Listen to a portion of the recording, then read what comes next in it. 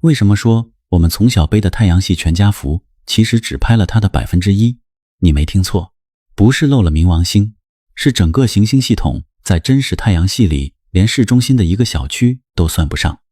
大多数人对太阳系的认知中存在一个根本性的误导，这是一个从学校时代就伴随着我们的不准确观念。想想那个你熟悉的经典地图，太阳位于中心，各个行星完美的排列，一直延伸到远处的冥王星或海王星。如果你按实际比例绘制这张地图，并将海王星放在纸张边缘，你将遗漏掉 99% 的真实场景。水星、地球、木星、土星并不是我们宇宙邻居中最引人注目的部分，它们只是一个微小而拥挤的中心。我们太阳系真正的边界远在数千倍之外，这是一个如此庞大、如此荒谬的巨大的结构，它实际上定义了我们恒星的引力制定规则的绝对极限。我们谈论的是奥尔特云，准备好，科学对这个地方的发现将彻底刷新你对我们在宇宙中位置的认知。它不仅仅是一片云，它是一个壳，一个球形的冰监狱，实际上将我们锁在了自己系统的内部。要理解这个巨大结构的真实面貌，你得先忘掉我们习惯看到的太阳系飞碟形状。水星、金星、地球和火星大致在同一水平面上围绕太阳运行，像个规整的圆盘，但奥尔特云完全无视这个规则。它不是环，不是带，是一个完美的球体，在所有方向上包围着太阳，上方、下方、两侧。我们此刻就生活在一个巨大的冰气泡中，这个气泡的规模大到人类大脑几乎无法处理。为了方便理解，天文学家使用天文单位，一个天文单位是地球到太阳的距离约 1.5 亿公里。海王星作为最后一颗官方行星，距离太阳约30个天文单位，这是行星领域的边缘。但奥尔特云的内部边缘要在远离太阳2000到5000个天文单位后才开始，它的外边缘更是延伸到50到100万个天文单位的黑暗深渊。这几乎是到我们最近的恒星半人马座阿尔法星路程的一半。换个更接地气的类比，如果把地球到太阳的距离缩小到 2.5 厘米，冥王星大概在1米远。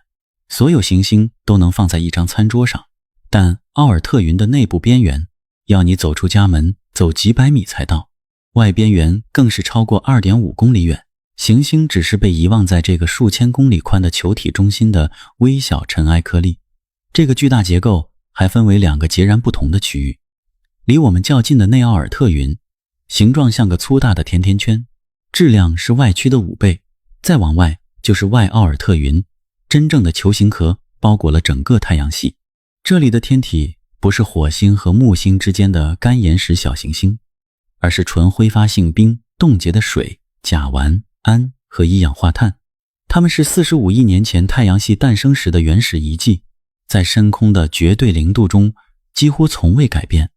但这里有个颠覆认知的真相，别被科幻电影骗了。奥尔特云根本不是密集的冰石风暴，尽管它包含数万亿个冰体，但所占空间实在太大，2块冰体之间的平均距离可能是数千万公里。如果你站在奥尔特云的一块冰体上，你看不到所谓的云，看不到身边掠过的冰石，除了黑暗和星星什么都没有，连我们的太阳都只是夜空中最亮的星，没有热量，没有大小，这里是一片荒凉、阴暗到极致的空虚之地。我们总以为这个遥远的壳一直安静静止，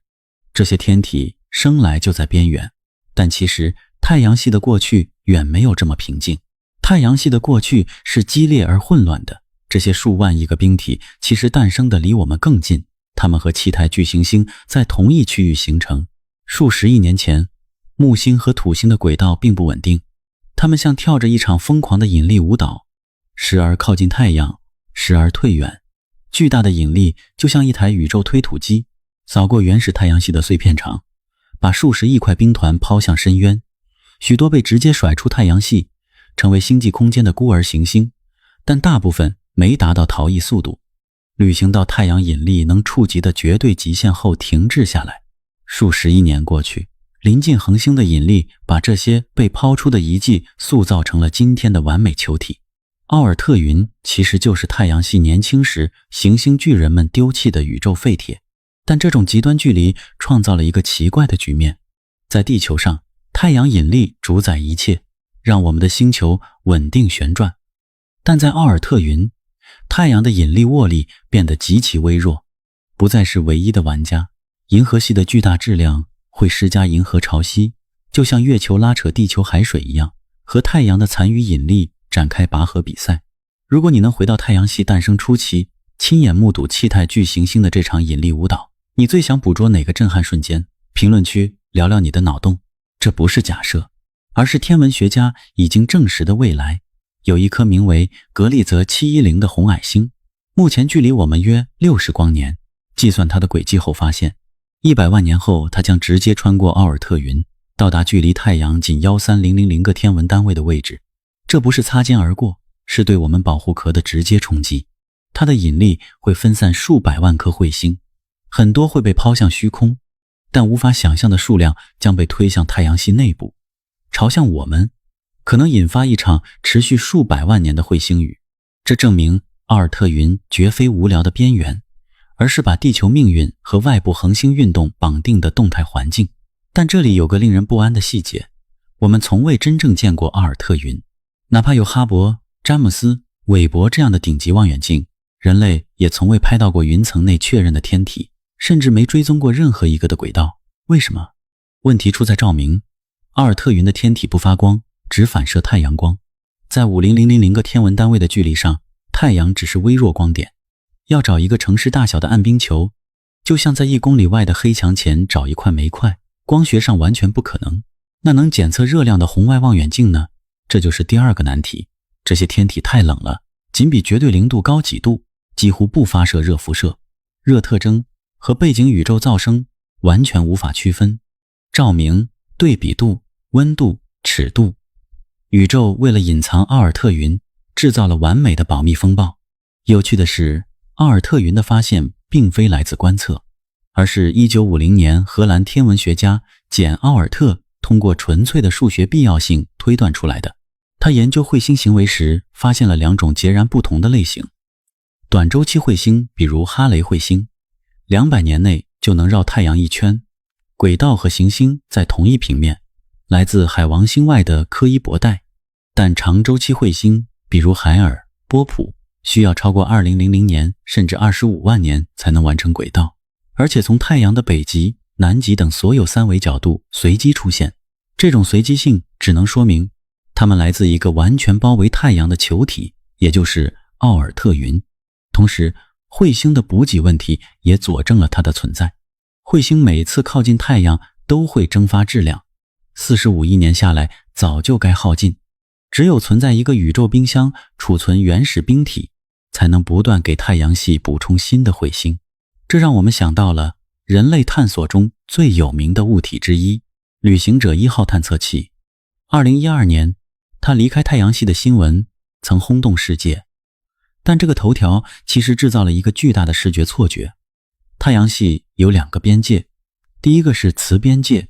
太阳吹出的太阳风形成了一个无形的日球层气泡，挡住银河系的辐射。2012年，旅行者1号穿越的是日球顶层，离开了太阳的磁盾，但这和逃离太阳引力完全是两码事。根据宇宙定义，太阳系的真正边界是太阳引力无法再束缚任何天体的地方，而旅行者1号以每小时61000公里的速度飞行，对奥尔特云来说几乎是龟速。它要到24世纪才能到达奥尔特云的内部边界。更遗憾的是，2030年代它的不核电池就会耗尽，彻底沉没，然后像一块死金属一样继续漂流3万年，才能最终穿过这个恒星的庭院。这揭示了我们未来的大悖论，束缚我们的不是砖墙，而是无尽的虚空本身。穿越奥尔特云对现在的我们来说是彻头彻尾的工程噩梦。没有补给点，10万个天文单位的距离相当于天然隔离带。以目前的技术水平，这不是一次旅行，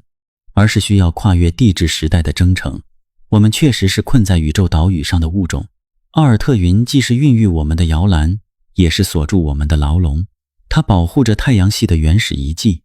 也在提醒我们，你们还太小，还不能离开家。但这种孤立中藏着独特的浪漫。几千年后，当人类的城市倒塌，历史被遗忘，小小的旅行者1号还会在黑暗中漂浮，成为人类好奇心的坚不可摧的纪念碑，告诉宇宙，即使面对不可逾越的深渊，我们也敢凝视家园的边界。宇宙让我们显得渺小，但我们对它的理解让我们变得伟大。了解奥尔特云不仅是刷新对太阳系边界的认知，更让我们明白，人类的探索之路